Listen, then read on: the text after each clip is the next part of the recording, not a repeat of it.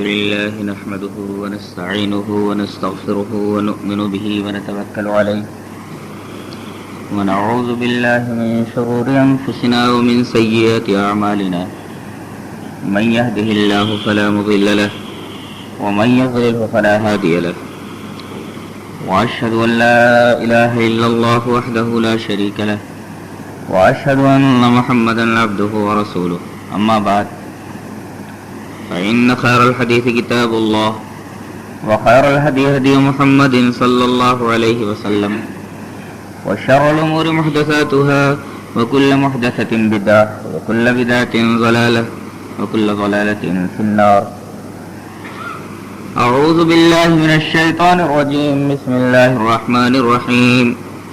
قاف والقرآن المجيد بل عجبوا أن جاءهم منذر منهم فقال الكافرون هذا شيء عجيب أإذا متنا وكنا ترابا ذلك رجل بعيد قد علمنا ما تنقص الأرض منهم وعندنا كتاب حفيظ بل كذبوا بالحق لما جاءهم فهم في أمر مريج أفلم ينظروا إلى السماء فوقهم كيف بنيناها وزيناها وما لها من فروج والأرض مددناها وألقينا فيها رواسي وأنبتنا فيها من كل زوج بهيج تبصرة وذكرى لكل عبد منيب ونزلنا من السماء ماء مباركا فأنبتنا به جنات وحب الحصيد والنخل باسقات لها طلع نضيد رزقا للعباد وأحيينا به بلدة ميتا كذلك الخروج. أعوذ بالله من الشيطان الرجيم. فاعلم أنه لا إله إلا الله واستغفر لذنبك وللمؤمنين والمؤمنات والله يعلم متقلبكم ومثواكم.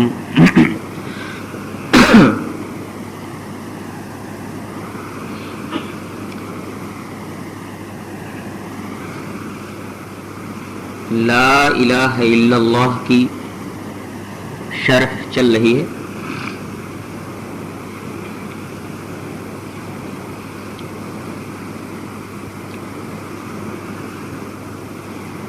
یہ کلمہ یعنی کلمہ لا الہ الا اللہ انتہائی باعظمت اور انتہائی محتم بالشان کلمہ ہے.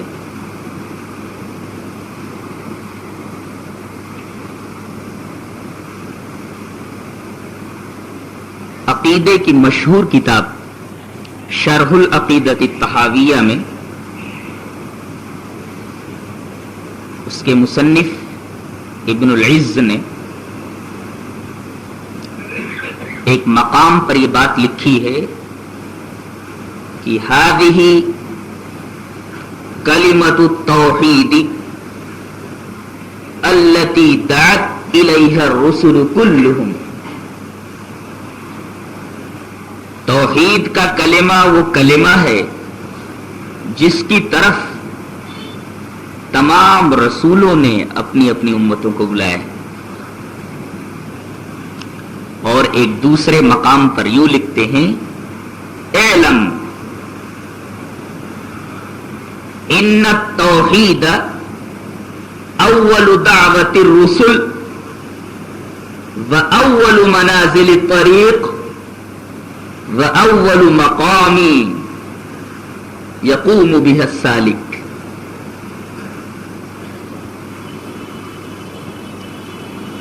کہ توحید یہ تمام انبیاء کرام اور تمام رسولوں کی پہلی دعوت ہے، پہلا سبق ہے اور پہلا لیسن ہے جو انہوں نے اپنے امتیوں کے سامنے رکھا. وَأَوَّلُ مَنَازِلِ الطَّرِيقِ، اور یہ راستے کی پہلی منزل ہے. جب آدمی صراط مستقیم پر قدم رکھتا ہے تو اس راستے کی پہلی منزل یعنی صراط مستقیم کی پہلی منزل یہی توحید ہے. وَأَوَّلُ مَقَامٍ يَقُومُ بِهِ السَّالِكُ، اور یہ پہلا مقام ہے جہاں سے سالک الی اللہ اپنے سفر کا آغاز کرتا ہے۔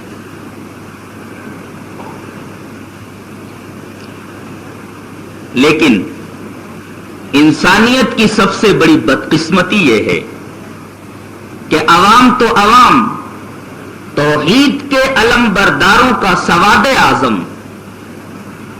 توحید کے علم برداروں کا ایک بہت بڑا گروہ اس کلمے کے صحیح مفہوم، اس کلمے کی عظمت اور اس کلمے کی اہمیت اور اس کے تقاضوں سے نہ آشنا ہے۔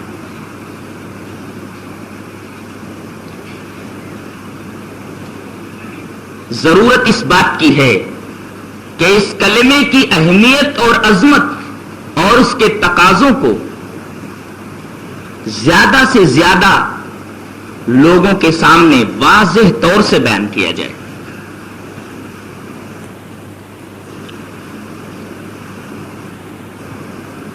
آئیے سب سے پہلے کلمہ طیبہ کے اس پہلے جز یعنی لا الہ الا اللہ کے اوپر نظر ڈالتے ہیں۔ جب ہم اس کلمے پر نظر ڈالتے ہیں تو ہمیں دو ٹکڑے دکھائی دیتے ہیں، ایک لا الہ اور دوسرے الا اللہ۔ پہلی بات تو یہ سمجھ میں آتی ہے کہ کلمہ طیبہ کے دو جز ہیں، یا یوں کہہ سکتے ہیں آپ کی کلمہ طیبہ کے دو جملے ہیں جن سے مل کر یہ پورا کلمہ بنتا ہے جسے ہم کلمہ طیبہ کہتے ہیں۔ ایک جز ہے یا ایک کلمہ ہے یا ایک جملہ ہے لا الہ الا اللہ، اور دوسرا جز ہے، دوسرا جملہ ہے محمد رسول اللہ۔ ان دونوں جملوں سے اور ان دونوں اجزاء سے مل کر کلمہ طیبہ بنتا ہے۔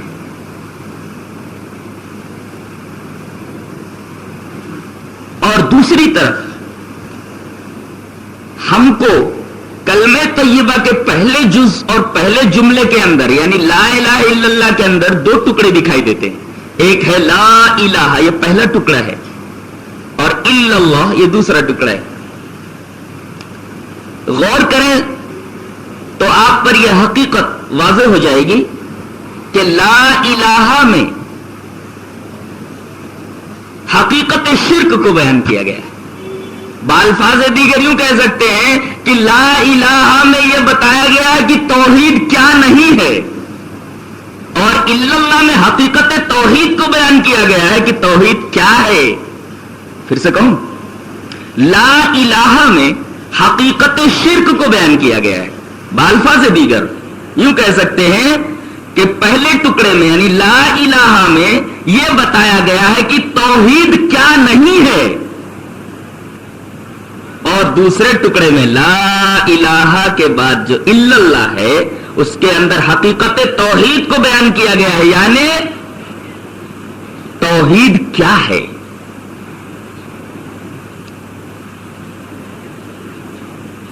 سیدنا فاروق الاعظم نبی پاک صلی اللہ علیہ وسلم کے دوسرے خلیفہ،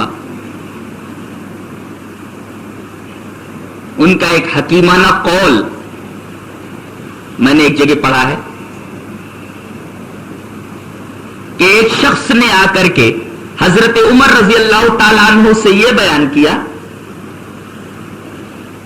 کہ ایک شخص اتنا نیک ہے، اتنا نیک ہے، اتنا نیک ہے کہ وہ نہیں جانتا کہ برائی کیا ہے۔ حضرت عمر رضی اللہ تعالیٰ عنہ کے سامنے ایک شخص نے آ کر کے ایک شخص کے بارے میں یہ بتایا کہ وہ آدمی اتنا نیک ہے، اتنا نیک ہے کہ وہ جانتا ہی نہیں کہ بدی کیا ہے اور برائی کیا ہے۔ تو حضرت عمر رضی اللہ تعالیٰ عنہ نے اس شخص سے کہا کہ تب تو اس آدمی کے بدی میں گرفتار ہو جانے کا مکمل احتمال ہے۔ اس حکیمانہ قول کے تناظر میں، اس حکیمانہ قول کی روشنی میں لا الہ الا اللہ کو دیکھا جائے کہ پہلے یہ بتایا گیا ہے کہ شرک کیا ہے، توحید کیا نہیں ہے، اس لیے کہ جب تک آدمی یہ نہیں جانے گا توحید کیا نہیں ہے تب تک آدمی توحید کی حقیقت کو نہیں سمجھ سکتا. اور دوسرے یہ کلمہ بڑا ہی عجیب و غریب ہے.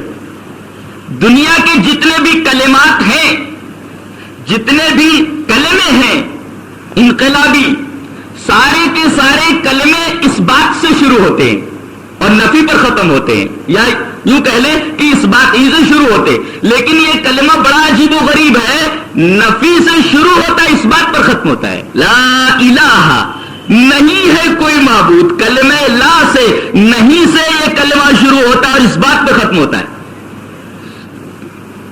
اور اسی حقیقت کی طرف سورہ بقرہ میں آیت الکرسی کے بعد اشارہ کیا گیا ہے کہ فَمَن يَكْفُرْ بِالطَّاغُوتِ وَيُؤْمِن بِاللَّهِ فَقَدِ اسْتَمْسَكَ بِالْعُرْوَةِ الْوُثْقَىٰ. جو آدمی طاغوت کا انکار کرے اور پھر اللہ پر ایمان لائے تو اس نے مضبوط دستے کو تھام لیا ہے، مضبوط سہارے کو پکڑ لیا ہے. یہاں غور کیجئے اب، فَمَن يَكْفُرْ بِالطَّاغُوتِ، جو طاغوت کا انکار کرے، وَيُؤْمِن بِاللَّهِ، اور اللہ پر ایمان لائے. ایسا نہیں کہا گیا کہ پہلے اللہ پر ایمان لائے پھر طاغوت کا انکار کرے تو اس نے مضبوط دستہ پکڑ لیا، بلکہ اسلوب اس طرح ہے کہ فَمَن يَكْفُرْ بِالطَّاغُوتِ، جو طاغوت کا انکار کر دے اس کے بعد اللہ پر ایمان لائے تو اس نے مضبوط دستہ تھام لیا. یہ کلمہ لا الہ الا اللہ ہمیں یہ بتاتا ہے کہ جب تک ہم تمام معبودان باطلہ کو چھوڑیں گے نہیں تب تک ہم دامن اسلام میں نہیں آ سکتے. ایمان کے دائرے میں آنے کے لیے ضروری ہے، اسلام کے دائرے میں آنے کے لیے ضروری ہے کہ لا کی ضرب سے تمام معبودان باطلہ کا سر پاش پاش کر دے. اگر کوئی آدمی ایمان کے ساتھ ساتھ معبودان باطلہ کی محبت بھی، عقیدت اور عظمت بھی لے کر کے اسلام کے اندر داخل ہوتا ہے، نہ ایسے آدمی کو امن ہے اور نہ ایسے آدمی کو ہدایت یاب کہا جا سکتا ہے. یہ میں نہیں کہہ رہا، یہ قرآن حکیم کہتا ہے الذین آمنوا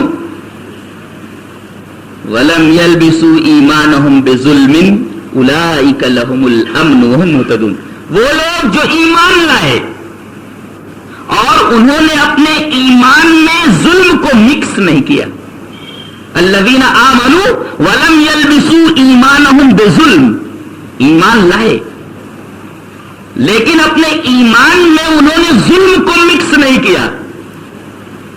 میں نے بتایا تھا کہ یہاں اس آیت کریمہ میں ظلم سے مراد شرک ہے، اور نبی پاک صلی اللہ علیہ وسلم کی صحیح حدیث اس بات پر شاہد عدل ہے.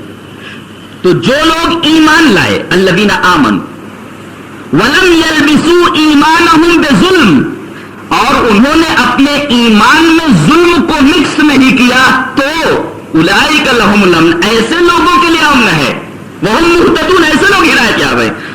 یہ آیت کریمہ چیخ چیخ کر کہہ رہی ہے کہ جب تک تمام معبودان باطلہ کو چھوڑ کر کے ان کی عقیدت، ان کی محبت، ان کی تعظیم، ان کی توقیر، سب کچھ چھوڑ کر کے اسلام میں نہیں آتا تب تک وہ مومن نہیں ہو سکتا، نہ وہ ہدایت یاب ہے. طاغوت کا پہلے انکار کرو، اس کے بعد دائرہ اسلام میں آؤ، تب تمہارا اسلام معتبر، تمہارا ایمان معتبر، تمہاری ساری عبادات معتبر. اور اگر تم نے ایمان کے اندر ظلم کو مکس کر کے دائرہ اسلام کے اندر دخول کیا ہے تو نہ تمہارا ایمان معتبر ہے اور نہ تمہارا اسلام معتبر ہے، نہ تمہارا تقوی معتبر ہے، نہ تمہاری کوئی عبادت اللہ تبارک و تعالیٰ کے ہم معتبر ہے، سب ناقابل اعتبار ہے. تو پہلے طاغوت کا انکار کرو، اس کے بعد اللہ پر ایمان لاؤ، اور جو ایسا کرتا ہے اس نے مضبوط دستہ تھام لیا.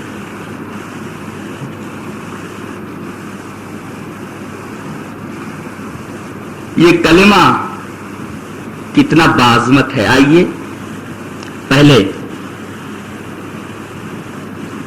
کلام الہی کی روشنی میں دیکھ لیتے ہیں.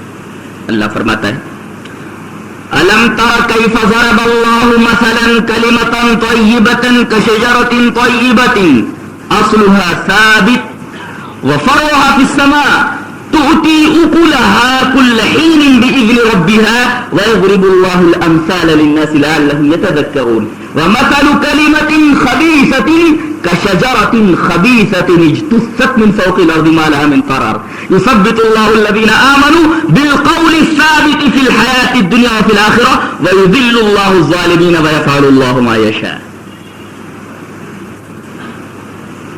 اے ہمارے رسول کیا آپ کو یہ علم نہیں، کیا آپ کو معلوم نہیں کہ اللہ نے کلمہ طیبہ کی مثال دی ہے. ضرب اللہ مثلا کلمۃ طیبۃ، کلمہ طیبہ کی مثال دی ہے کس سے؟ کشجرۃ طیبۃ، طیب درخت سے، پاک درخت سے. کلمہ طیبہ کی مثال طیب درخت سے، کلمہ طیبہ کی مثال شجر طیبہ سے، جس کا حال یہ ہے کہ اس کی جڑیں زمین میں گہرائی تک چلی گئی ہیں اور اس کی شاخیں آسمان کو چھو رہی ہیں، اور تیسرے ہر وقت پھل دے رہا ہے، ایور گرین ہے. کبھی کلمہ طیبہ کے درخت پر خزاں نہیں آتی، خزاں کا موسم اس پر سے نہیں گزرتا، ہمیشہ بہار ہی کا موسم رہتا ہے، پھلوں ہی کا موسم رہتا ہے. اور اللہ نے یہ مثال بیان کرنے کے بعد فرمایا وَيَضْرِبُ اللَّهُ الْأَمْثَالَ لِلنَّاسِ لَعَلَّهُمْ يَتَذَكَّرُونَ. ہم لوگوں کے لیے یہ مثالیں اس وجہ سے بیان کرتے تاکہ وہ سبق حاصل کریں، لَعَلَّهُمْ يَتَذَكَّرُونَ، سبق حاصل کریں. اور کلمہ طیبہ کے مقابلے میں اللہ نے کلمہ خبیثہ یعنی شرک کی مثال شجر خبیث سے دی ہے. وَمَثَلُ كَلِمَةٍ خَبِيثَةٍ كَشَجَرَةٍ خَبِيثَةٍ اجْتُثَّتْ مِنْ فَوْقِ الْأَرْضِ مَا لَهَا مِنْ قَرَارٍ. شجر خبیث یہ مثال ہے کلمہ خبیث کی، جو اتنا بودا ہے کہ اس کی جڑیں زمین کے اوپر ہی رہتی ہے، گہرائی میں نہیں جا رہی ہوتی ہیں، ایک معمولی سی جھٹکے کے ساتھ اکھڑ جاتا ہے. اور اللہ ایمان والوں کو ثابت رکھتا ہے، قول ثابت کی وجہ سے دنیا میں بھی اور آخرت میں بھی، اور ظالموں کو گمراہ کر دیتا ہے اور وہ جو چاہتا کرتا ہے. پہلی جو آیت ہے ضرب اللہ مثلا کلمۃ طیبۃ، اس کی شرح کرتے ہوئے جناب محمد الرسول اللہ صلی اللہ علیہ وسلم نے ارشاد فرمایا، روایت بزار کی ہے اس طرح وعن ابن عمر رضی اللہ تعالی عنہ قال قرأ رسول الله صلى الله عليه وسلم فذكر هذه الآية فقال أتدرون ما هي؟ قال ابن عمر لم يخف علي أنها النخلة فمنعني أن أتكلم مكان سني فقال رسول الله صلى الله عليه وسلم هي النخلة. رواه البزار. یہ روایت بزار میں حضرت ابن عمر سے انہی لفظوں میں آئی ہے. حضرت ابن عمر رضی اللہ تعالیٰ عنہ فرماتے ہیں کہ نبی پاک صلی اللہ علیہ وسلم نے ارشاد فرمایا، کب؟ جب آپ یہ آیت پڑھ رہے تھے. قرأ رسول اللہ صلی اللہ علیہ وسلم، نبی پاک صلی اللہ علیہ وسلم نے آیت کریمہ پڑھی اور اس کے بعد آپ نے فرمایا جانتے ہو اتدرون ما ہی، کلمہ طیبہ کی مثال کیا ہے؟ کون سا درخت مراد ہے جس سے کلمہ طیبہ کو کلمہ لا الہ الا اللہ کو تشبیہ دی گئی؟ تو قال ابن عمر، حضرت عبداللہ ابن عمر فرماتے ہیں کہ لم یخفى علی انہا النخلہ، مجھے یہ بات معلوم تھی، میرے اوپر یہ بات مخفی نہیں تھی، مجھے معلوم تھی یہ بات کہ یہ کھجور کا درخت ہے. فمنعنی ان اتکلم مکان سنی، لیکن چونکہ میں اس مجلس میں سب سے چھوٹا تھا، میں نے دیکھا کہ اس سوال پر حضرت ابو بکر رضی اللہ تعالیٰ عنہ خاموش ہیں، حضرت عمر خاموش ہیں، کہ بارے صحابہ خاموش ہیں، تو میں نے مناسب نہیں سمجھا کہ میں اس سوال کا جواب دوں. آپ نے خود ہی بعد میں بتایا. فقال رسول اللہ صلی اللہ علیہ وسلم یہ نخلہ، نبی پاک صلی اللہ علیہ وسلم نے بیان فرمایا کہ یہ درخت کھجور کا درخت ہے. غور کیجئے آپ کہ کلمہ طیبہ کی مثال کھجور کے درخت سے دی گئی. کھجور کے درخت کو آپ دیکھیں کہ اس کی جڑیں بڑی گہرائی میں چلی جاتی ہیں اور اس کی شاخیں بہت بلندی پر پہنچ جاتی ہیں. اشارہ اس بات کی طرف ہے کہ جس درخت کی جڑیں گہرائی میں پہنچ جائیں زمین کے، اولاً تو وہ درخت بہت ہی مضبوط ہوتا ہے.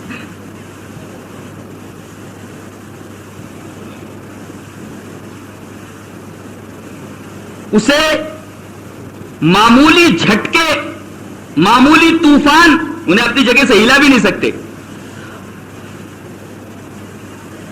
اور جو درخت ایسی جڑیں رکھتا ہو جو انتہائی گہرائی میں ہوں، وہ درخت بلندی کی طرف جاتا ہے، وہ بلند ہوتا چلا جاتا ہے. کھجور وغیرہ کے علاوہ یا انگور وغیرہ کی بیلیں آپ دیکھیے، ان کی جڑیں گہرائی میں نہیں ہوتی، لمبی تو ہوتی ہیں لیکن ان کے لیے ہمیں تار وغیرہ ان کے چڑھانے کے لیے دیگر ذرائع استعمال کرنے پڑتے ہیں. ان کی شاخیں بلندی کی طرف نہیں جاتی، بس زمین ہی زمین کے اوپر رہتی. کیوں؟ اس لیے کہ ان کی جڑیں زمین کی گہرائی میں پہنچی ہوئی نہیں ہوتی. تو کھجور کی جو جڑیں ہوتی ہیں وہ گہرائی میں پہنچی ہوئی ہوتی ہے اور اس کی شاخیں آسمان کو چھو رہی ہوتی ہیں. یہی مثال ہے کلمہ لا الہ الا اللہ کی. اگر کلمہ لا الہ الا اللہ کی عظمت اور اہمیت کو اچھی طریقے سے سمجھتا ہے اور اس کے تقاضوں پر صحیح سے عمل کرتا ہے کوئی شخص، تو کھجور کے درخت کی طرح ہے کہ زمانے کے حوادث اسے اپنی جگہ سے ہلا نہیں سکتے. دنیا کی گندگیاں، حالات کی گندگیاں اس کے جسم کے اوپر، اس کی روح کے اوپر اثر انداز نہیں ہو سکتی، اس لیے کہ کھجور کا درخت بہت اونچا ہوتا ہے اور جتنی اونچائی پر اس کی شاخیں ہوتی ہیں زمین کی گندگی اتنی ہی کم وہاں تک پہنچتی. اور ایسے شخص کو زمانے کے حوادث اپنی جگہ سے ہلا نہیں سکتے اور ہر چیز اس کی مضبوط ہو جاتی ہے. جیسے جڑ مضبوط ہونے کی وجہ سے اور شاخوں کے بلند ہونے کی وجہ سے کھجور کی ہر شے ایک تو نافع ہے اور دوسرے انتہائی مضبوط ہے. ایسے ہی کوئی آدمی صحیح معنوں میں اگر کلمہ طیبہ کو اپنی زندگی میں لے آئے تو اس کی فکر میں سلجھاؤ پیدا ہو جائے، سیرت میں مضبوطی پیدا ہو جائے، اس کے اخلاق و کردار سنور جائیں، جسم میں نظافت پیدا ہو جائے، روح میں لطافت پیدا ہو جائے، معاشرت میں حسن سلوک ہو، معیشت میں عدل پیدا ہو جائے، تمدن میں توازن پیدا ہو جائے، سیاست میں دیانت پیدا ہو جائے، جنگ میں شرافت پیدا ہو جائے اور عہد میں وثوق پیدا ہو جائے اور لین دین معاملات کے اندر خلوص پیدا ہو جائے. گویا ہر چیز اس کی مضبوط ہو جاتی ہے کھجور کے درخت کی طرح اگر صحیح معنوں میں وہ کلمہ لا الہ الا اللہ کو اپنی زندگی میں لاتا ہے. اور پھر اس کلمہ لا الہ الا اللہ کی برکت کی وجہ سے اس کے تمام اعمال آسمان کی طرف چڑھتے ہیں. جیسے کھجور کی شاخیں انتہائی بلند ہوتی ہیں، بلندی کی طرف جاتی ہیں، کلمہ طیبہ کی وجہ سے اس کے سارے اعمال آسمان کی طرف جاتے ہیں. ورنہ کافر کے تو سارے جو اعمال وہ آسمان کی طرف نہیں جاتے، آسمان کی طرف نہیں چڑھتے، واپس لوٹا دیے جاتے ہیں. گویا کہ کلمہ لا الہ الا اللہ بنیاد ہے اس بات کی کہ ہر نیک عمل آدمی کا اسی کلمہ طیبہ کی برکت کی وجہ سے آسمان کی طرف جائے، بلندی کی طرف جائے اور قبولیت کا شرف حاصل کرے.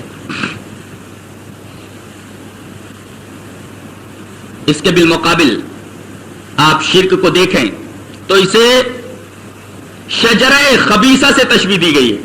شجرہ خبیثہ کی تفسیر خود جناب محمد الرسول اللہ صلی اللہ علیہ وسلم نے کی ہے، جسے ابن ابی حاتم نے اپنی حدیث کی کتاب میں اس طرح نقل کیا حضرت انس رضی اللہ تعالیٰ عنہ سے. وعن انس بن مالک رضی اللہ تعالی عنہ قال قال رسول اللہ صلی اللہ علیہ وسلم مثل کلمۃ خبیثۃ کشجرۃ خبیثۃ ہی الحنظلہ. ابن ابی حاتم نے یہ حدیث اپنی حدیث کی کتاب میں نقل کرتے ہوئے حضرت انس رضی اللہ تعالی عنہ کے سے مروی یہ روایت نقل فرمائی ہے. حضرت انس فرماتے ہیں کہ نبی پاک صلی اللہ علیہ وسلم نے اس آیت کریمہ کی تفسیر فرماتے ہوئے کہا کہ کلمہ خبیثہ سے مراد حنظلہ ہے. حنظلہ کہ اندرائن کا درخت بہت کڑوا ہوتا ہے وہ.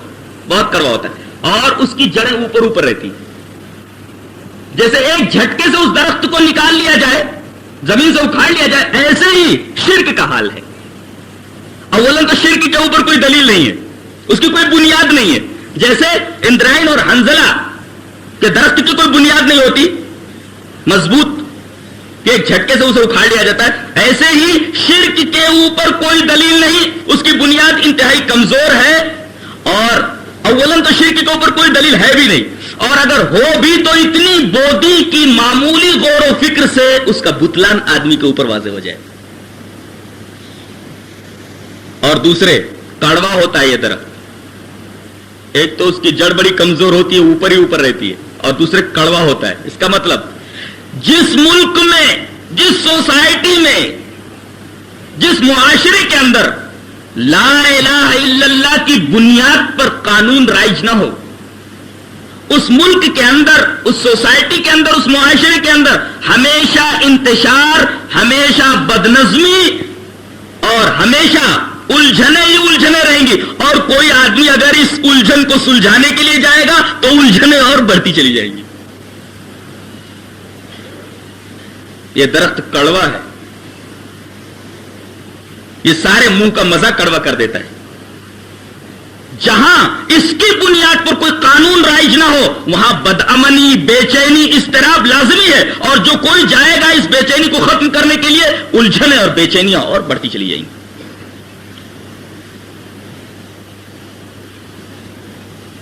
امن قائم کیا جا سکتا ہے صرف اور صرف لا الہ الا اللہ کی بنیاد پر قانون کی وجہ سے۔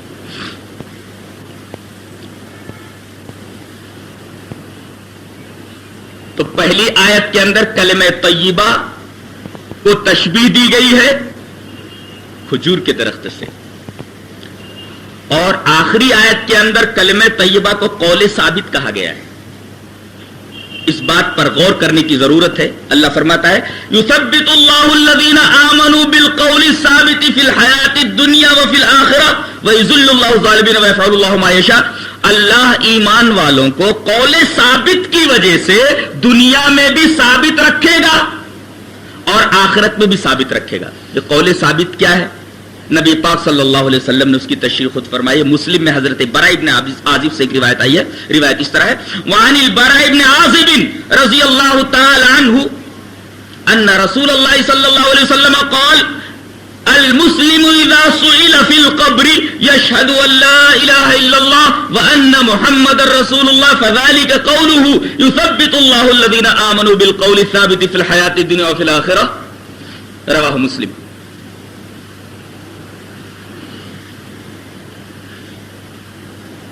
حضرت براء ابن عازب رضی اللہ تعالیٰ عنہ فرماتے ہیں کہ نبی پاک صلی اللہ علیہ وسلم نے ارشاد فرمایا کہ جب کسی مسلمان سے قبر میں سوال کیا جائے گا تو وہ گواہی دے گا کہ اشہد ان لا الہ الا اللہ وان محمد رسول اللہ فذلك قوله يثبت اللہ الذین آمنوا بالقول الثابت فی الحیاۃ الدنیا وفی الآخرہ۔ یہی مطلب ہے آیت کریمہ میں قول ثابت کا۔ اس کا مطلب یہ ہوا کہ کلمہ طیبہ کو ہی اللہ تبارک و تعالی نے اس آیت میں قول ثابت کہا ہے، اور اسی کلمے کی وجہ سے اللہ ایمان والوں کو دنیا میں بھی ثابت قدمی عطا کرے گا اور آخرت میں بھی۔ وہ دنیا میں بھی ثابت قدم رہے گا، جو دوسرا عالم ہے برزخ اس کے اندر بھی ثابت قدم رہے گا، اور میدان محشر میں بھی اسی قول ثابت یعنی لا الہ الا اللہ کی وجہ سے ثابت قدم رہے گا، دنیا میں بھی اور آخرت میں بھی۔ اس لیے کہ قرآن کریم میں دنیا اور آخرت دونوں کی بات کہی گئی ہے، اور نبی پاک صلی اللہ علیہ وسلم کی وہ جو حدیث ہے براء ابن عازب سے، وہ اس بات کو واضح کر دیتی ہے کہ قول ثابت سے مراد یہی کلمہ طیبہ ہے۔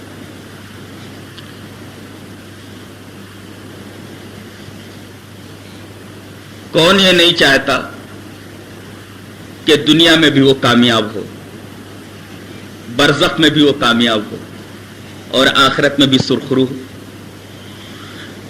آئیے نبی پاک صلی اللہ علیہ وسلم کی 3 حدیثیں آپ حضرات کی گوش گزار کروں، جس سے یہ بات واضح ہو جائے گی کہ دنیا میں بھی کامیابی آدمی کو اگر ملے گی تو لا الہ الا اللہ کی بنیاد پر ملے گی، برزخ میں بھی وہ سرخرو ہوگا لا الہ الا اللہ کی بنیاد پر، اور آخرت میں بھی کامیابی اور کامرانی اس کے قدم چومے گی صرف اور صرف لا الہ الا اللہ کی بنیاد پر. پہلی روایت جسے امام احمد بن حنبل رحمۃ اللہ علیہ اپنے مسند میں لائے ہیں, روایت اس طرح ہے. حدثنا ابو الزناد عن ابيه قال اخبرني رجل يقال له ربيعة بن عباد من بني الديل وكان جاهليا قال رأيت النبي صلى الله عليه وسلم في الجاهلية في سوق ذي المزاج وهو يقول يا أيها الناس قولوا لا إله إلا الله تفلحوا. یہ حدیث مولوی لوگ پڑھتے رہتے ہیں لیکن اتنی ہی پڑھتے ہیں. قولوا لا الہ الا اللہ تفلحوا, وہ حدیث کہاں ہے, پوری اس کی سند کیا ہے, کس جگہ ہے, الفاظ کیا ہے, نہیں بیان کرتے. ایک لمبی حدیث کا بیچ والا ٹکڑا ہے. روایت پوری کی پوری اس طرح ہے. حدثنا ابو الزناد عن ابيه قال اخبرني رجل يقال له ربيعة بن عباد من بني الديل وكان جاهليا قال رأيت النبي صلى الله عليه وسلم في الجاهلية في سوق ذي المزاج وهو يقول يا أيها الناس قولوا لا إله إلا الله تفلحوا والناس مجتمعون عليه ووراءه رجل وضيء الوجه أحول ذو غديرتين يقول إنه صابئ كاذب يتبعه حيث ذهب فسألت عنه فذكروا لي نسب رسول الله صلى الله عليه وسلم وقالوا لي هذا عمه ابو لہب رواہ احمد فی مسند. یہ روایت ایسے ہی نہیں لفظوں میں امام احمد بن حنبل رحمہ اللہ اپنی مسند میں لائے. ابو زناد اپنے باپ سے روایت کرتے ہیں, وہ کہتے ہیں کہ مجھے خبر دیا ایک آدمی نے جس کا نام ربیعہ ابن عباد تھا, جو بنی دیل سے تعلق رکھتا تھا. نام اس کا ربیعہ ابن عباد اور بنی دیل سے اس کا تعلق تھا, اور اس نے جاہلیت کا زمانہ پایا تھا. وکانا جاہلیین, جاہلیت کا زمانہ پایا تھا اس نے. وہ کہتا ہے کہ میں نے جناب محمد الرسول اللہ صلی اللہ علیہ وسلم کو جاہلیت کے زمانے میں, جبکہ میں ایمان والا نہیں ہوا تھا, بازار ذوالمزاج کے اندر دیکھا تھا. مکہ کے اندر دو بازاریں بڑی مشہور تھیں, سوق اوقاز کی بازار اور یہ سوق ذوالمزاج. یہاں مشاعرے ہوتے تھے, دنگل ہوتے تھے, پہلوان کشتیاں لڑتے تھے, شاعر اپنے اشعار پیش کرتے تھے. تو یہ دو بازار بڑے مشہور تھے. ان دو بازاروں میں سے ایک بازار ذوالمزاج کے اندر میں نے نبی پاک صلی اللہ علیہ وسلم کو لوگوں کو مخاطب کرتے ہوئے اور یہ فرماتے ہوئے سنا کہ اے لوگوں, تم کس راستے پر جا رہے ہو؟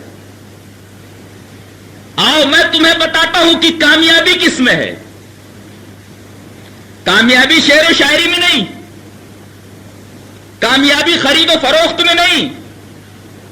جس راستے پر تم جا رہے ہو اس راستے پر کامیابی نہیں ملے گی. آؤ میں تمہیں بتاتا ہوں اے دنیا کے تمام لوگوں کی کامیابی کس میں ہے.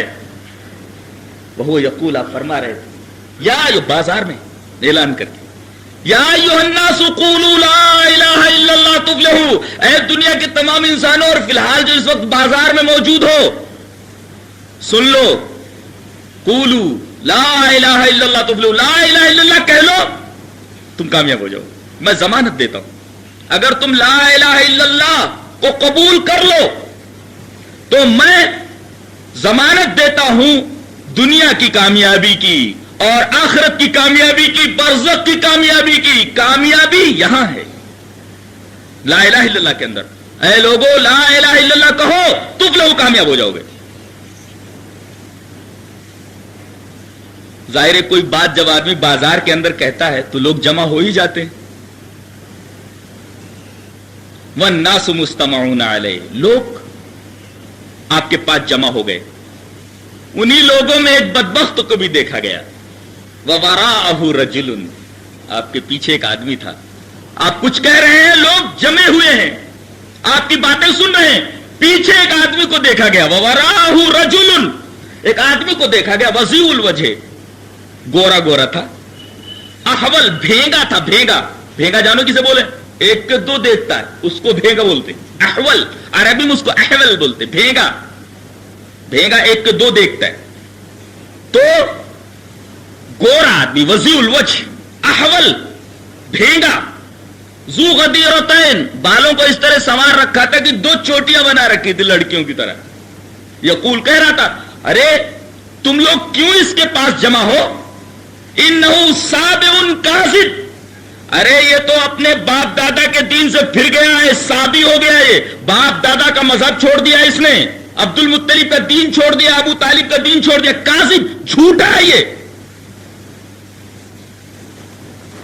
پھر آپ صلی اللہ علیہ وسلم اور آگے بڑھ کر کے کچھ لوگوں کو اور اپنی طرف مخاطب کرتے اور فرماتے، یا ایھا الناس قولوا لا الہ الا اللہ تفلحوا، تو یتبعہ حیث ذہب، تو آپ کے پیچھے لگا رہتا جہاں آپ جاتے.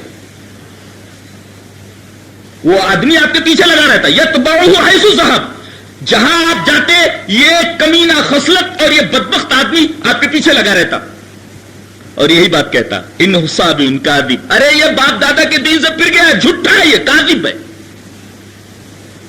ربیعہ ابن عبد کہتے ہیں کہ میں نے پوچھا بھئی یہ کون ہے، کون ہے یہ؟ فسألت عنہ، میں نے پوچھا یہ کون ہے.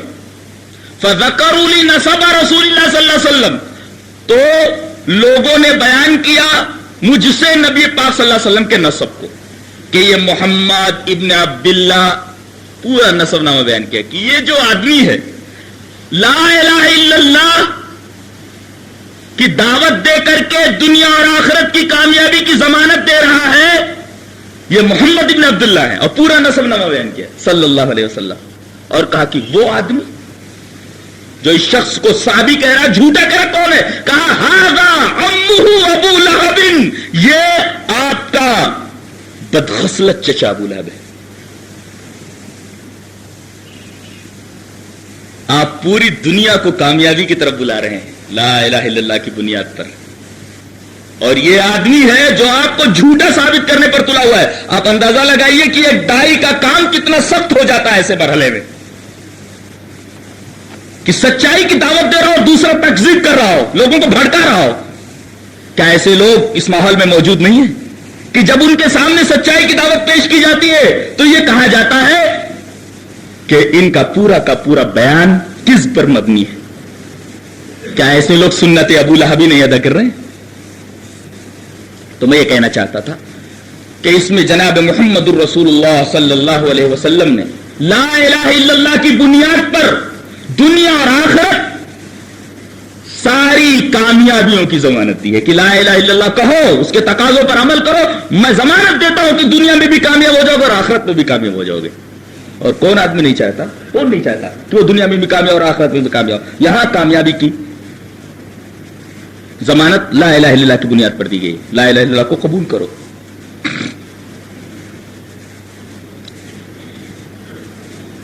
اور برزخ میں وہ تو حدیث بیان کی گئی براء ابن عازب کی، ایک دفعہ پھر سے پڑھ دیتا ہوں. عن البراء ابن عازب رضی اللہ تعالی عنہ ان رسول اللہ صلی اللہ علیہ وسلم قال المسلم اذا سئل في القبر يشهد ان لا اله الا الله وان محمد رسول الله فذلك قوله يثبت الله الذين امنوا بالقول الثابت في الحياه الدنيا وفي الاخره ويذل الله الظالمين ويفعل الله ما يشاء. رواه مسلم.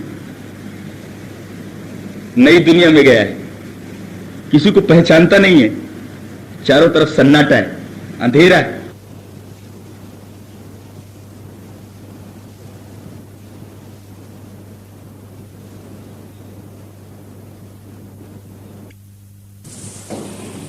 کسی کو پہچانتا نہیں ہے، چاروں طرف سناٹا ہے، اندھیرا ہے. ایسے میں 2 اجنبی آ جائیں، آدمی بہت گھبرا جائے گا، بہت پریشان ہو جائے گا.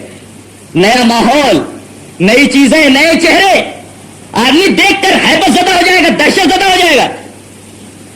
ایسے میں اللہ تبارک و تعالی سرخرو کرے گا مسلم کو، مومن کو، ثابت قدم رکھے گا قول ثابت کی وجہ سے. المسلم اذا سئل فی القبر، جب سوال کریں گے یہ آنے والے منکر نکیر تو وہ یہی گواہی دے گا، نہیں ہے معبود سوا اللہ کے، لا الہ الا اللہ کی گواہی دے گا، محمد الرسول اللہ کی گواہی دے گا. اور نبی پاک صلی اللہ علیہ وسلم فرمایا اس کی وجہ سے وہ بچے گا، وہ سرخرو ہوگا قبر کے اندر. تو برزخ میں بھی کامیابی ملے گی قول ثابت کی وجہ سے، ثابت قدم رہے گا قول ثابت کی وجہ سے. اور آخرت میں کیسے کامیاب ہوگا؟ آخرت میں جانتے ہیں سب سے مشکل مرحلہ کون سا ہوگا؟ سب سے مشکل مرحلہ جب اللہ سامنے ہوگا، بندہ میزان عمل کے پاس کھڑا ہوا ہوگا اور کوئی ترجمان نہیں ہوگا اس کے درمیان اور رب کے درمیان. سب سے مشکل مرحلہ ہوگا جہاں اعمال تولے جا رہے ہو، میزان عمل قائم ہو، بندہ گھبراہٹ کے عالم میں میزان عمل کے پاس کھڑا ہوا ہو اور اللہ روبرو ہو، لیس بینہ و بینہ ترجمان، اس کے اور اس کے درمیان کوئی ترجمان نہ ہو، صرف بندہ اس کا رب اور میزان عمل اس کے اعمال، ترجمان نہ ہو، صرف بندہ اس کا رب اور میزان عمل اس کے اعمال. ایسے مرحلے میں، ایسے موقع پر کوئی کسی کو یاد نہیں کرے گا، ساری سٹی گم ہو جائے گی، ساری ہیکڑی ہوا ہو جائے گی. سب سے مشکل مرحلہ ہے میزان عمل کا مرحلہ. کس بنیاد پر یہاں کامیاب ہوگا؟ آئیے دیکھ لیتے ہیں ایک روایت بڑی لمبی ہے، پڑھ لیتے ہیں. وعن عبد الله بن عمرو بن العاص رضي الله تعالى عنه يقول سمعت رسول الله صلى الله عليه وسلم يقول ان الله تعالى سيخلص رجلا من امتي على رؤوس الخلائق يوم القيامة فينشر عليه 99 سجلا كل سجل مثل مد البصر ثم يقول أتنكر من هذا الشيء ثم يقول أتنكر من هذا الشيء أظلمك كتبت الحافظون يقول لا يا ربي فيقول أفلك عذر فيقول لا يا ربي فيقول بلى إن لك عندنا حسنة وإنه لا ظلم عليك اليوم فيخرج بطاقة فيها أشهد أن لا إله إلا الله وأن محمدا عبده ورسوله فيقول الله تعالى احذر وزنك فيقول ما هذه البطاقة مع هذه السجلات ما هذه البطاقة مع هذه السجلات فقال فإنك لا تظلم قال فتوضع السجلات في كفة والبطاقة في كفة فتاشت السجلات وثقلت البطاقة فلا يثقل مع اسم الله شيء رواه الترمذي والحاكم في المستدرك ووافقه الذهبي وقال هذا الحديث على شرط مسلم وقال الألباني هذا الحديث صحيح. یہ روایت ترمذی میں بھی موجود ہے. یہ روایت امام احمد بن حنبل اپنے مسند میں لائے ہیں اور اسی طریقے سے یہ روایت امام حاکم رحمۃ اللہ علیہ اپنے مسند میں لائے اور لانے کے بعد یہ فرمایا کہ یہ حدیث ذہبی کی موافقت کے ساتھ ہے اور علامہ البانی نے ترمذی کی اس حدیث کو صحیح کہا ہے تاکہ یہ حدیث صحیح ہے. کبھی کبھی ایسا ہوتا ہے کہ امام حاکم کسی حدیث کی تصحیح کرتے ہیں تو اس کے بارے میں اصول یہ ہے کہ امام حاکم کی تصحیح کے اوپر بھروسہ مت کر لو جب تک کہ ذہبی کی موافقت نہ دیکھ لو. تو یہاں امام حاکم نے اس حدیث کی تصحیح بھی کی ہے، ذہبی کی موافقت بھی کی، اور یہ بھی یاد رکھیے کہ کبھی کبھی ذہبی کی موافقت کے بعد بھی حدیث ضعیف ہوتی ہے، امام حاکم کی تصحیح کے بعد اور ذہبی کی موافقت کے بعد بھی. لیکن البانی ذرا اسے صحیح کر دے تو ذرا اعتزاز پیدا ہو جاتا ہے، اعتزاز یعنی قوت پیدا ہو جاتی ہے اس حدیث کے اندر، گویا کہ حدیث تمام زاویوں سے پرفیکٹ ہے. حدیث کے اس محاکمے کے بعد آئیے ذرا ترجمہ دیکھ لیتے ہیں. حضرت عبداللہ ابن عمر ابن عاص رضی اللہ تعالیٰ عنہ فرماتے ہیں کہ میں نے جناب محمد الرسول اللہ صلی اللہ علیہ وسلم کو یہ فرماتے سنا ہے. کیا فرماتے سنا ہے؟ کہ بے شک اللہ تبارک و تعالیٰ میرے امتیوں میں سے ایک آدمی کو میدان محشر میں تمام لوگوں کے سامنے قیامت کے دن خلاصی دے گا. ان اللہ سیخلص رجلا من امتی علی رؤوس الخلائق یوم القیامہ، علی رؤوس الخلائق یعنی سب کے سامنے میدان محشر میں جو لوگ موجود ہوں گے اولین اور آخرین سارے کے سارے لوگوں کے سامنے قیامت کے دن اللہ تبارک و تعالیٰ میرے امتیوں میں سے ایک آدمی کو خلاصی دے گا، چھٹکارا دے گا. کیسے؟ آپ نے اس کی وضاحت فرمائی. یہ واقعہ کیسے ہوگا؟ بلایا جائے گا فلاں ابن فلاں حاضر ہو، فلاں ابن فلاں میزان عمل کے اوپر حاضر ہو گیا، حاضر ہوگا. اللہ تبارک و تعالی 99 دفتر کھول دے گا اس کے گناہوں کے، پھیلا دے گا اس کے سامنے. اس حدیث کو حدیث بتاقا کہا جاتا ہے. سنو اس حدیث کو اور لوگوں سے بیان کرو. بڑی پیاری حدیث ہے یہ حدیث، حدیث بتاقا کے نام سے مشہور ہے. بتاقا کہتے ہیں کارڈ کو، کارڈ آج عربی میں بتاقا کہتے ہیں کارڈ کو جو بھیجا جاتا ہے. اس حدیث کا نام حدیث بتاقا ہے. اللہ تبارک و تعالیٰ اس کے سامنے 99 دفتر گناہوں کے کھول دے گا. فینشر علیہ 99 سجل، سجل مینس دفتر، دفتر کھول دے گا 99 99 دفتر کھول دے گا. اب وہ دفتر ہی دیکھ کر کے بندہ پریشان ہو جائے گا. ایک کھل رہا ہے، دوسرا کھل رہا ہے، تیسرا کھل رہا ہے. دیکھے گا اور جتنے دفتر اس کے سامنے کھلتے چلے جائیں گے اس کی گھبراہٹ بڑھتی جائے گی. اور دفتر چھوٹا نہیں ہوگا ہمارے دفتروں کی طرح. نبی پاک صلی اللہ علیہ وسلم نے فرمایا کلو سجل مثل مد البصر، ایک دفتر اتنا لمبا ہوگا جہاں تک اس آدمی کی نگاہ جائے گی. اس کا مطلب میزان عمل کوئی چھوٹا میزان نہیں ہوگا، پھیلا دیا جائے گا میزان عمل کے اوپر اس دفتر کو. اور دفتر کوئی چھوٹا موٹا نہیں. نبی پاک صلی اللہ علیہ وسلم فرمایا کلو سجل مثل مد البصر، جہاں تک اس آدمی کی نگاہ جائے گی دفتر اس کے سامنے کھلا ہوا ہوگا. ایک دفتر کھلا دیکھ رہا ہے گھبراہٹ میں، دفتر کھل رہا ہے، تیسرا دفتر کھل رہا ہے. میرا خیال یہ ہے کہ 90 تک پہ تو اس کی حالت خراب ہو جائے گی، پیروں پہ کھڑا بھی نہیں ہو سکتا تھا گھبراہٹ میں.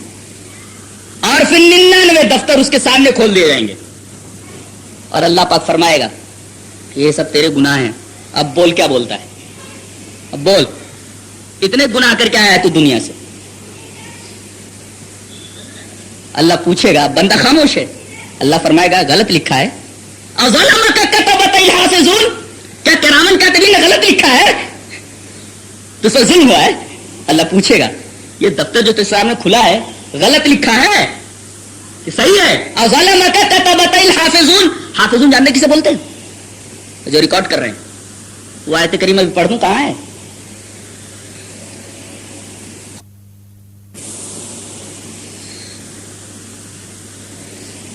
کرامن کاتبین یعلمون ما تفعلون، وہ جان رہے ہیں جو تم کرتے ہو. اور اس سے پہلے حافظین کا لفظ گزرا ہے، تو گویا کہ یہی کتبت الحافظون ہے، نگرانی کرنے والے اور بندے کے ایک ایک عمل کو ریکارڈ کرنے والے. اللہ فرمائے گا یہ جو 99 دفتر تیرے سامنے کھلے ہوئے ہیں اس میں کوئی غلطی ہے؟ اظلمک کتبت الحافظون، کرامن کاتبین نے، لکھنے والوں نے کیا غلط لکھا ہے؟ یقول لا یا ربی، گھبراہٹ میں بولے گا نہیں ہے میرے رب، بالکل صحیح لکھا ہے، جو اس میں لکھا ہے بالکل صحیح لکھا ہے. غالب کی طرح نہیں کہے گا وہ. غالب نے کیا کہا تھا؟ پکڑے جاتے ہیں فرشتوں کے کہے پر ناحق. کیا پکڑے جاتے ہیں فرشتوں کے کہے پر ناحق؟ آدمی کوئی ہمارا دم تحریر بھی تھا، خود لکھ لیے، کوئی گواہ بھی تھا ہمارا، اپنی مرضی سے جو چاہ لکھ لیا. یہ تو غالب کا عقیدہ تھا، غالب کا تصور تھا. پکڑے جاتے ہیں فرشتوں کے کہے پر ناحق، آدمی کوئی ہمارا دم تحریر بھی تھا. تو غالب کی طرح وہ جواب نہیں دے گا، بلکہ کہے گا لا یا ربی، اے میرے رب، ایک ایک لفظ صحیح ہے، جو کچھ لکھا ہوا سب صحیح ہے. فیقول، اللہ پھر پوچھے گا افلا کا عذر، ایک ایک گناہ کے بارے میں کوئی معذرت کا ہے؟ کسی گناہ اے اللہ میں نے اس وجہ سے کر لیا تھا، کوئی عذر بھی ہے؟ صحیح لکھا ہے. افلا کا عذر، اب یہ بتا کہ کوئی عذر معذرت ہے؟ فیقول لا یا ربی، کوئی معذرت نہیں کرتا. بندہ بھی بڑا اچھا ہوگا، سیدھا سیدھا ہر بات تسلیم کیا جا رہا ہے چپ چاپ. دفتر میرا ہی ہے، اس کے اندر جو کچھ لکھا ہوا ہے بالکل صحیح ہے، کوئی عذر معذرت اے اللہ کوئی عذر معذرت نہیں ہے میرے رب، کوئی عذر معذرت نہیں ہے، سب کچھ صحیح ہے. اب بتا تیرا کیا انجام ہو؟ بندہ خاموش ہے. خاموشی ہزار بلائیں ٹالتی ہے. خاموش ہے بندہ. اللہ تبارک تعالیٰ کو رحم آ جائے گا بندے کے اوپر، فرمائے گا نہیں ہے ایک چیز ابھی تیرے پاس. فیقول بلا، اللہ خود فرمائے گا کیوں نہیں ہے ایک چیز ابھی تیرے پاس. ان لک عندنا حسنہ، تیری ایک نیکی ہمارے پاس ہے. ان لک عندنا حسنہ، ایک نیکی ہمارے پاس ہے تیری. اور وَإِنَّهُ لَا ظُلْمَ عَلَيْكَ الْيَوْمَ، آج تیرے اوپر ظلم تھوڑی کیا جائے گا، مکمل انصاف ہوگا تیرے ساتھ، مکمل عدل کیا جائے گا تیرے ساتھ. فَيُخْرِجُ بَطَاقَةً، ایک کارڈ نکال لیا جائے گا. اللہ نکال لے گا ایک کارڈ، فیہا، اس کارڈ کے اوپر لکھا ہوا ہوگا اشہدو ان لا الہ الا اللہ وان محمدا عبدہ ورسولہ، یہ اقرار لکھا ہوا ہوگا.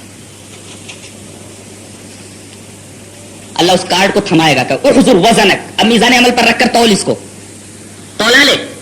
احضر وزنک، یہ کارڈ لے کر کے میزان عمل کے اوپر آگے بڑھ، تولا لے اس کو. اب بندہ وہ کارڈ دیکھے گا اور وہ 99 دفتر دیکھے گا، کہے گا فیقول ما هذه البطاقة ما هذه السجلات، کہاں یہ کارڈ اور کہاں یہ 99 دفتر، وہ بھی مد البصر. اللہ فرمائے گا فقال، فرمائے گا فإنك لا تظلم، ظلم نہیں ہوگا. قال، تسلی اللہ تبارک تعالیٰ دے رہا ہے، بندے کی گھبراہٹ کم ہو رہی. فإنك لا تظلم، تیرے کو ظلم نہیں کیا جائے گا. قال، اللہ فرمائے گا رکھ دو اس کو.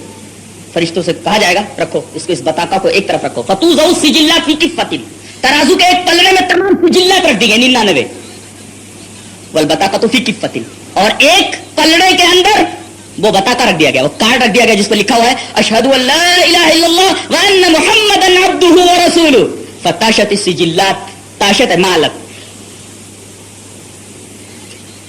وثقلت البطاقہ, جس ترازو کے پلڑے میں بطاقہ یعنی کارڈ رکھا ہوگا وہ نیچے جھک جائے گا اور ہلکا ہو جائے گا. خفت السجلات, تاشت السجلات, خفت السجلات, یہ جو دفتر رکھے ہوئے ہوں گے 99 وہ ہلکے ہو جائیں گے. اور آگے نبی پاک صلی اللہ علیہ وسلم نے ارشاد فرمایا ایسا کیوں نہ ہو, اس میں تو تمام گناہ بھرے ہوئے ہیں اور اس کارڈ کے اوپر اس میں اللہ لکھا ہوا ہے, اللہ کا نام لکھا ہوا ہے, وہ بھی کلمہ توحید. فلا يثقل مع اسم اللہ شیء, اللہ کے نام کے ساتھ کوئی چیز بھاری نہیں ہو سکتی. ایک طرف گناہ ہو اور دوسری طرف اللہ کا نام ہو, اللہ کا نام ہلکا ہو جائے, ایسا کیسے ہو سکتا ہے؟ رواه ترمذی, اس حدیث کو امام ترمذی نے نقل فرمایا. یہاں اللہ کی رحمت پہ بھی پیار آتا ہے اور اپنے گناہوں پہ بڑی ندامت ہوتی ہے, بڑی شرمندگی ہوتی ہے, بڑی شرمندگی ہوتی. اللہ اتنا رحیم, اتنا کریم, اتنا پیار ہے اسے بندوں کے ساتھ اور اتنا پیار کرتا ہے وہ بندوں سے, اور بندوں کا حال یہ ہے, بندوں کا حال بہت ہی برا ہے.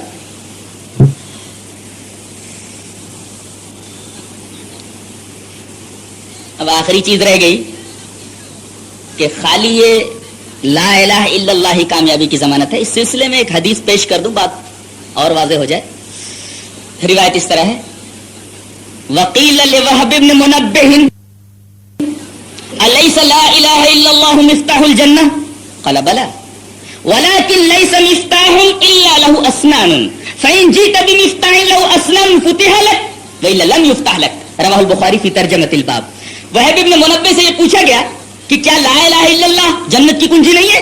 بخاری میں کتاب الجنائز میں, کتاب الجنائز میں ترجمۃ الباب میں وهب بن منبه سے پوچھا گیا کہ کیا لا الہ الا اللہ جنت کی کنجی نہیں ہے؟ قال بلا, کہا کیوں نہیں؟ ولکن لیس مفتاح الا له اسنان, لیکن کوئی کنجی ایسی نہیں ہوتی جس میں دانت نہ ہو, دندانے ہوتے. فإن جئت بمفتاح له اسنان, جب ایسی کنجی لاؤ گے جس میں دراتیاں ہوں, دانتیں دانت ہوں, تو فتح لك, تو دروازہ کھلے گا. وإلا لم يفتح لك. یہ جو دندانے ہیں کنجی کے, یہ سب اعمال ہیں. یہاں بندے نے اعمال کیے تھے لیکن اعمال کم ہو گئے, گناہ زیادہ ہو گئے. ایسا نہیں تھا بندہ مشرک تھا, اگر مشرک ہوتا اور بدعتی ہوتا سوال ہی نہیں تھا بخشے جانے کا, وہاں تو سوال جواب ہوتا ہی نہیں. مشرک سے ان کے اعمال کا وزن ہی نہیں ہوگا. قرآن میں فلا نقیم لهم یوم القیامت وزنا, مشرکین ان کے عملوں کو تو ہم وزن ہی نہیں کہیں گے. یہاں اعمال جو وزن کیے جا رہے ہیں ایک موحد اور گنہگار بندے کے اعمال تولے جا رہے ہیں, مشرک اور بدعتی کے اعمال کو تو وزن ہی نہیں ہوگا. وہ اس چکر میں نہ رہے کہ لا الہ الا اللہ محمد رسول اللہ کہہ کے تو بخش دیے جائیں گے, سوال ہی نہیں ہے. یہاں بندے کے پاس لا الہ الا اللہ تھا, تقاضوں پر عمل کم کیا تھا اس نے. یہ لا الہ الا اللہ کی عظمت اور اس کی اہمیت تھی.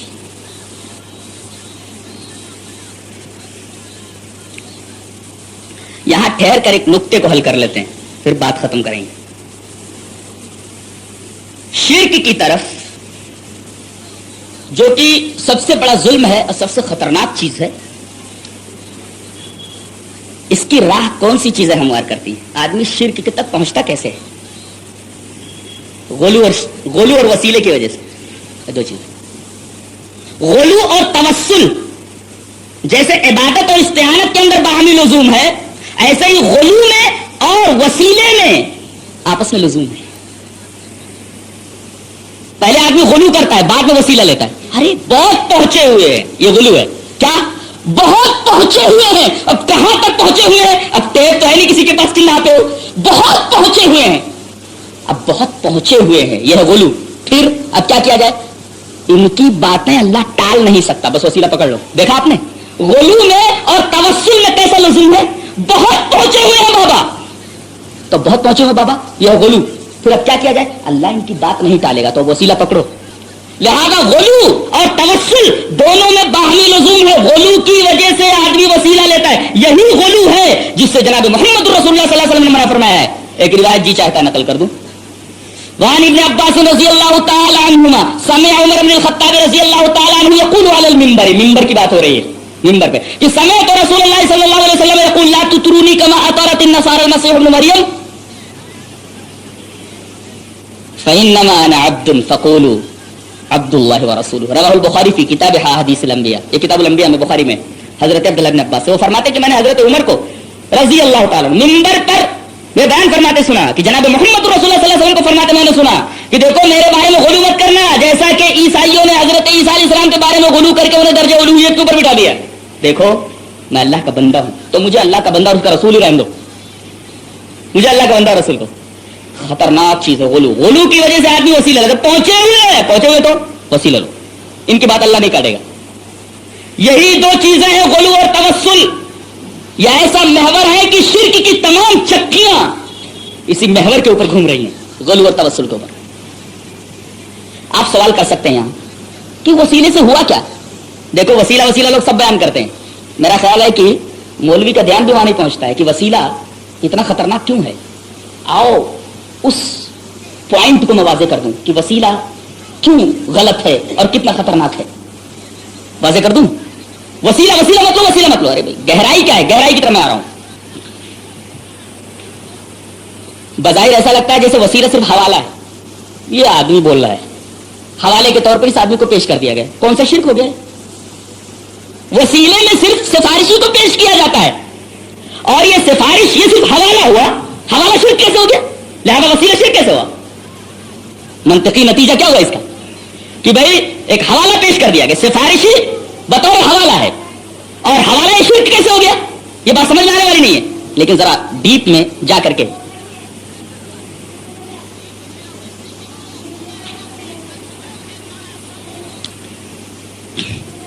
कान पकड़ करके निकाल दो बाहर।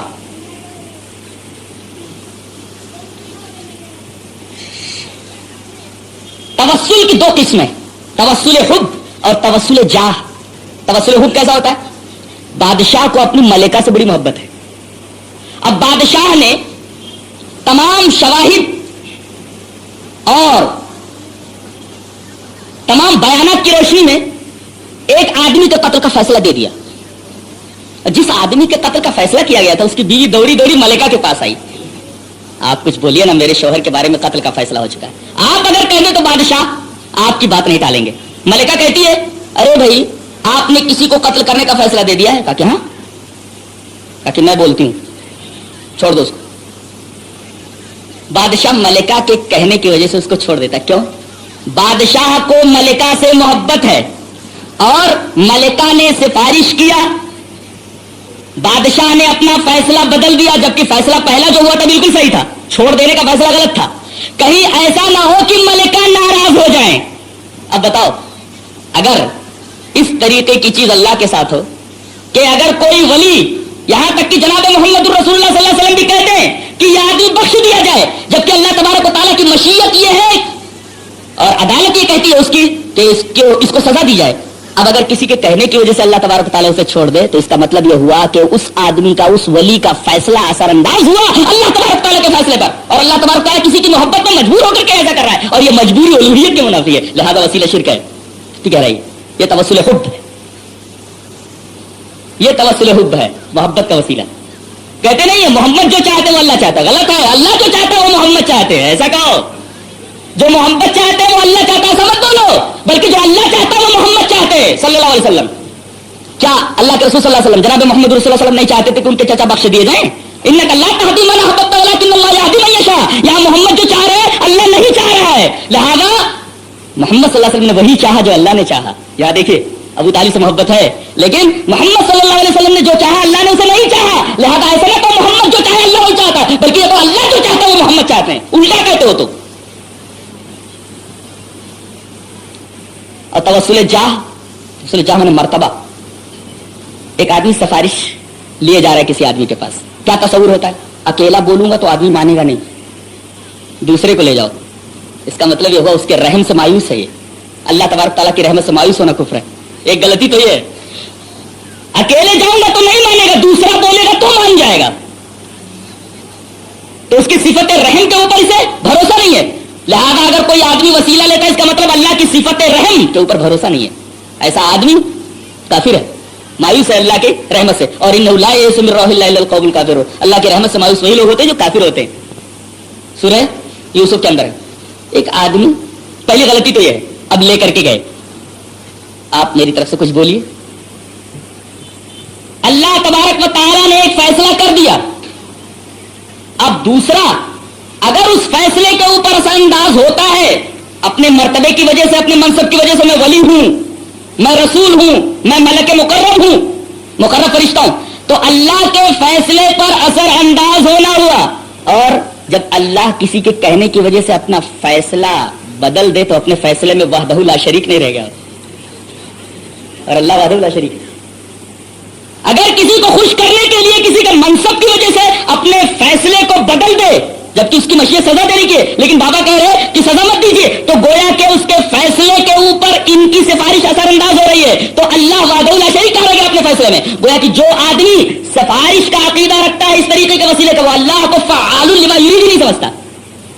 اللہ جو چاہتا وہی کرتا, یہی نا فعال لما یرید اس کی صفت ہے. اور جو آدمی وسیلے کا عقیدہ رکھتا ہے وہ اللہ تبارک تعالیٰ کو فعال لما یرید مانتا ہی نہیں. لہذا توسل جاہ بھی غلط اور توسل حب بھی غلط, اور یہی دو چیزیں غلو اور وسیلہ جو انسان کو شرک تک پہنچانے میں کافی ممید اور معاون ثابت ہوتے ہیں. اللہ ہمیں نیک عمل اور اچھے سمجھ توفیق عطا فرمائے. وآخر دعوانا الحمدللہ رب العالمین.